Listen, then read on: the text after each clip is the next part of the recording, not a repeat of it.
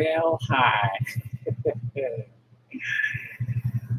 Oh, an interesting week in the weird world. I've been like getting confronted by people about a number of things. Why is that pointing there? We want it over there. There we go. That's weird. Oh no, we want it right. That's where we want it. That's better. Hi there, whoever's here.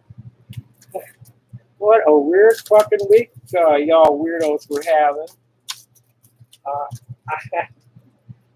it making national news. I can hardly wait to see what the support groups are going to be saying about it. Hey, Bob Dog, happy day, man. Yeah, got a new feature. Only subscribers can comment, so we can't get any dickwads. They're going to have to subscribe to comment. Yeehaw. Are you a kiwi farmer, Bob? Because like these people think I'm something that I'm not, and they're talking about shit that it's just like, no, man, that ain't me. That ain't my people. That ain't what we're about at all. You know, we're a bunch of fucking hippies. We're the music and arts festival community. You know, let's get real.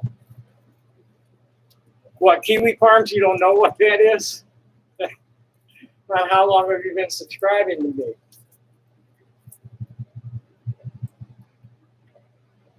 I don't want to be smoking, man. I want to be blowing. I mean, I'm really, like, waiting for somebody to show up. You know, Jacob Sockness, for instance. Everybody thinks I'm, like, involved with Jacob Sockness, and I don't even know what he's about. He's reached out to me a little bit, and then today he called, and it was coming in real garbled. The VoIP calls were real shitty, and I just like lost it. But I'm not gonna upload that video unless somebody pays me to do it. So I'm just gonna make noise tonight for a while. That sounds like fog.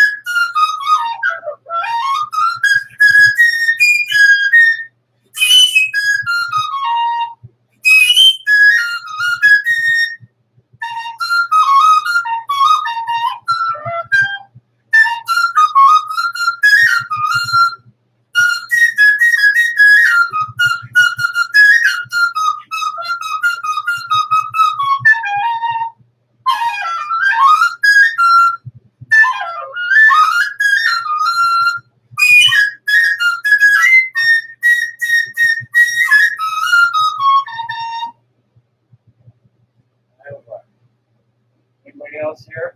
Anybody say something? Who wants to talk about Christine Chandler? Be the only one here. That's probably just a bot. You still here, Bob?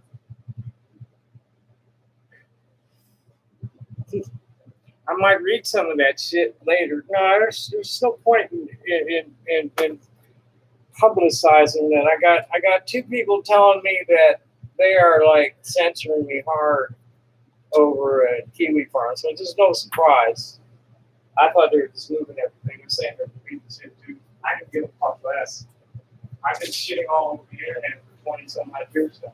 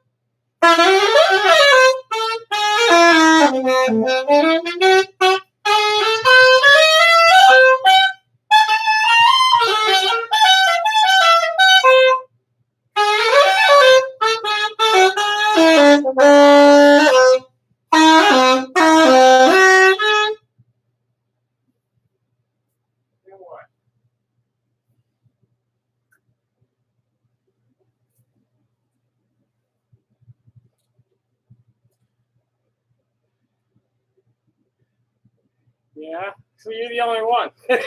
You know, I've been here. Well, hell, oh well. That's cool. I probably should share it over Kiwi Farms. I closed it. I closed everything down. I'm going to assume that I have good sound. I should just share the stream over at Face Crook.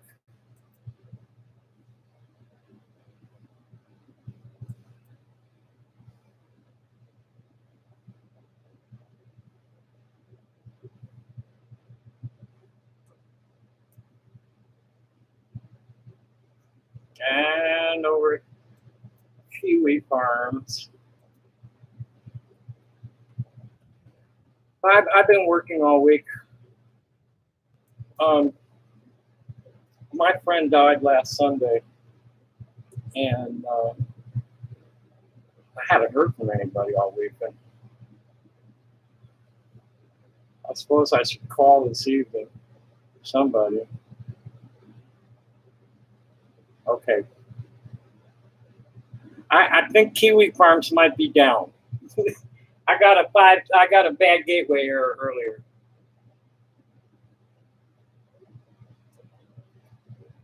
Yep. Host is down. Oh well.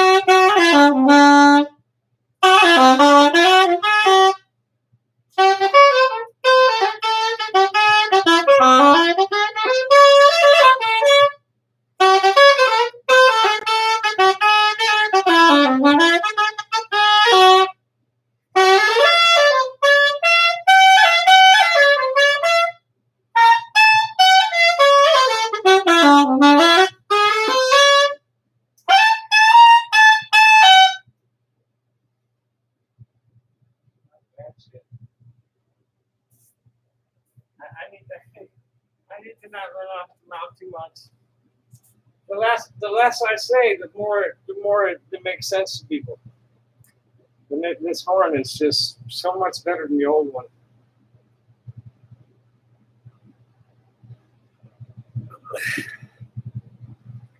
It's got much heavier gauge brass, so it's a lot richer sound.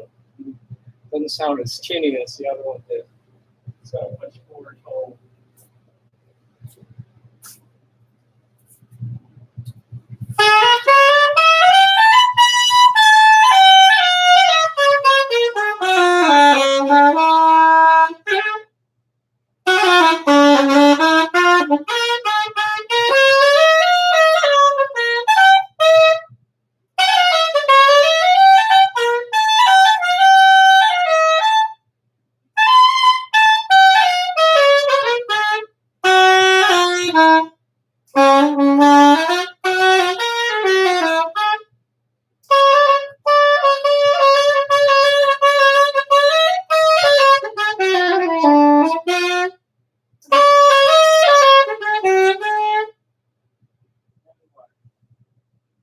Sort of helps have an accompaniment.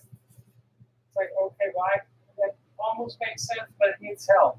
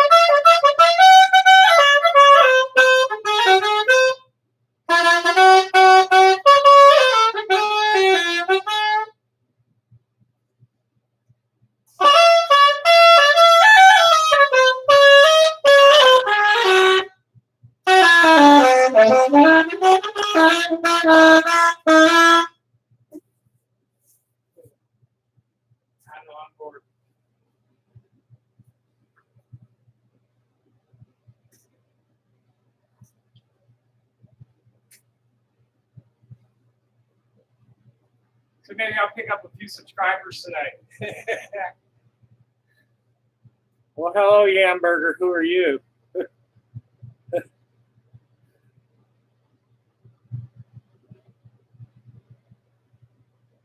Happy day. Thanks for joining me.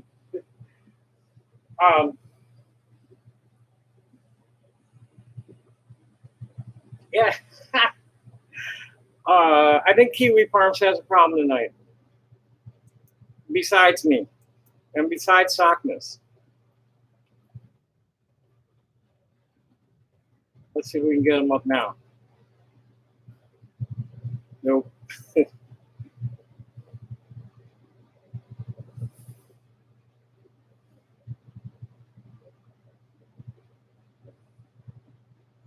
So Sockness is trying to tell me that Christine was coerced into having sex with her mother.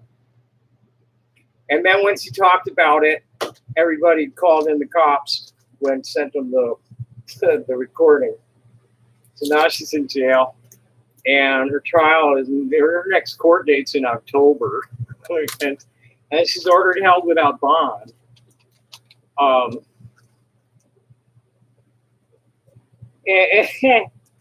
And oh boy, you know, I'm really a nobody, and I'm happy to be a nobody. But there's a lot of other nobodies I know that are also happy to be nobodies. They really just want to live an uncluttered life, like Jerry Garcia said. Live simply so that others can simply live. All those happy hippie cliches. And so we're about, we're live in the natural world. A lot of my siblings reject the internet completely. Won't use it. Won't use Facebook at all. My big brother won't use Facebook. He's like, fuck that. He gets more shit than it's worth. Just being there. He gets blamed for everything because he's one of the founders of the Rainbow family. But I think I'm through playing. I don't like to sweat so much. It's pretty hot. I think I'll back down. Cancel that. Cancel that.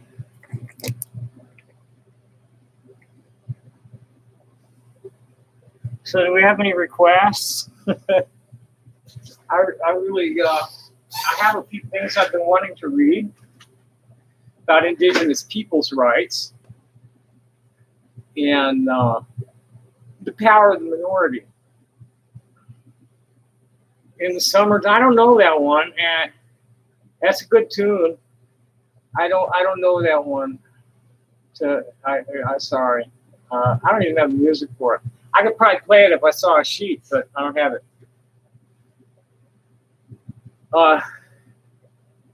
That is a good song. That is a good summertime song for sure. And I can't just play it because then YouTube will hit me with a copyright thing.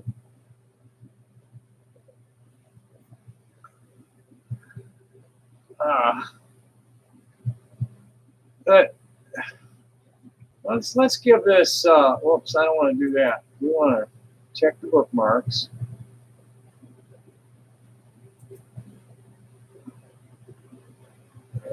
In this folder. Let's start with Kierkegaard. Let's cancel that. I want to open a new tab. It's an interesting little piece. I don't know if it was all by Kierkegaard or if it was somebody going off on something Kierkegaard said yet. I just saved it a little while ago and I didn't have a chance to read it. It's Kierkegaard on nonconformity, the individual versus the crowd, and the power of the minority. And he said, yeah, this is somebody reviewing his work and his thoughts. And this is good. Yeah, this is good. Truth always rests with the minority, because the minority is generally formed by those who really have an opinion, while the strength of the majority is illusory, formed by the gangs who have no opinion. All these low info voters getting sucked in by celebrity nonsense. Here, if you like my soundbite, vote for me.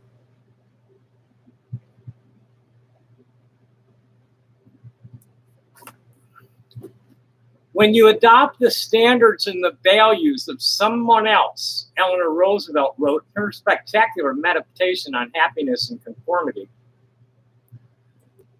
Probably should open that for later, huh? You surrender your own integrity and become, to the extent of your surrender, less of a human being. And yet conformity is not only a survival strategy for us, but is also something institutionally indoctrinated in our culture.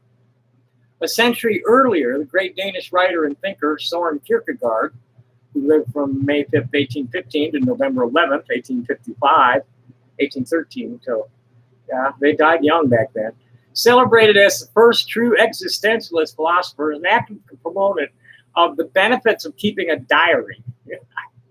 I've just been shitting all over the internet. Brain farts here. Contemplated this eternal tension between the individual and the crowd. Writing in the diary of Soren Kierkegaard, the same fantastic window into his inner world that gave us Kierkegaard's prescient insight on the psychology of online trolling and bullying, he considers how our incapacity for quiet contemplation cuts us off from our true self and instead causes us to adopt, by passive absorption, the ideals of others.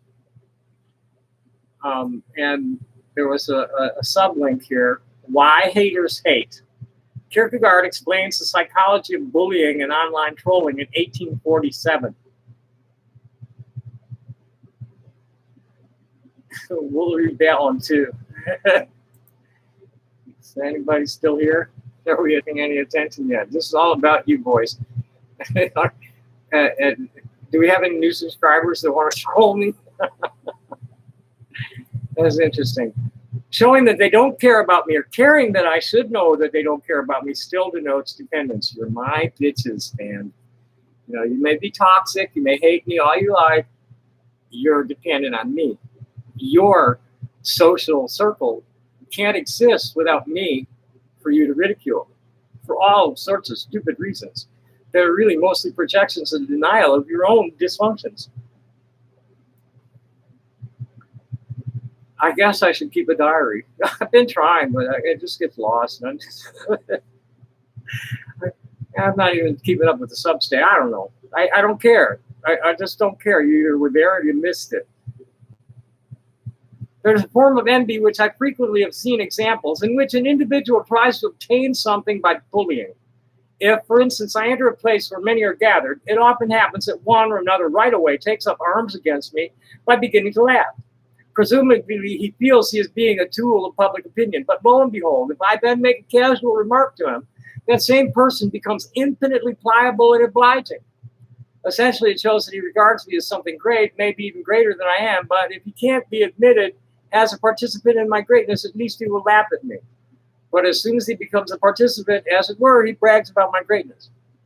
This is what comes of living in a petty community.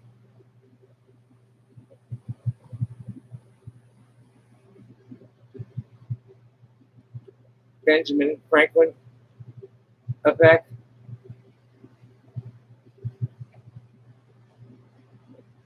Yeah, fuck a bunch of insolence. It's just not. It's that stuff's too petty. It's not worth. It's not worth the effort. So to go on with the original story, mentioning the tendency to take our values from very loud talk of the crowd, rather than by each individual going alone into a secret closet to commune quietly with himself, something he had come to consider the root of our unhappiness, he writes, one can very well eat lettuce before its heart has been formed. Still, the delicate crispness of the heart and its lovely frizz are something altogether different from the leaves. It's the same in the world of the spirit. Being too busy has this result. An individual very, very rarely is permitted to form a heart. On the other hand, the thinker, the poet, or the religious personality who actually has formed his heart will never be popular, not because he's difficult, but because it demands quiet and prolonged working with oneself, intimate knowledge of oneself, as well as a certain isolation. Years later, in 1847, Kierkegaard revisits the question of the individual and the crowd. The evolution of the world tends to show the absolute importance of the category of the individual apart from the crowd. But as yet, we have not come very far concretely, though it is recognized in abstracto. That explains why it still impresses people as prideful and overweening arrogance to speak of the separate individual, whereas as precisely as truly human, each and every one is an individual. Most people become quite afraid when each is expected to be a separate individual. Thus, the matter turns and revolves upon itself. In one moment, a man is supposed to be arrogant, setting forth this view of the individual. And the next, when the individual is about to carry it out in practice, the idea is found to be much too big, too overwhelming for him. Avoid socks. They are the fatal giveaway of a phony nonconformist. But conforming with nonconformity. It's just, it got just too serious. I swore off reading serious stuff a long, long time ago, and here I finally do it again. I don't.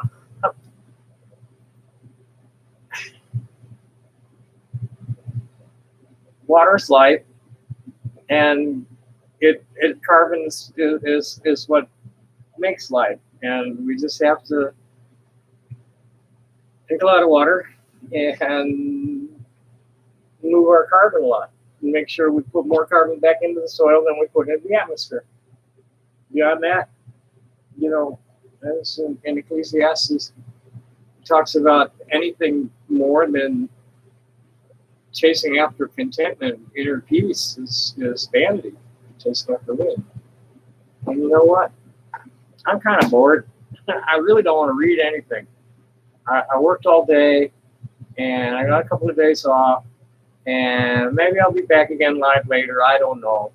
I just wanted to greet the Sabbath, us a little fired up, and maybe I'll be back. Thanks for coming. Happy day. Bye.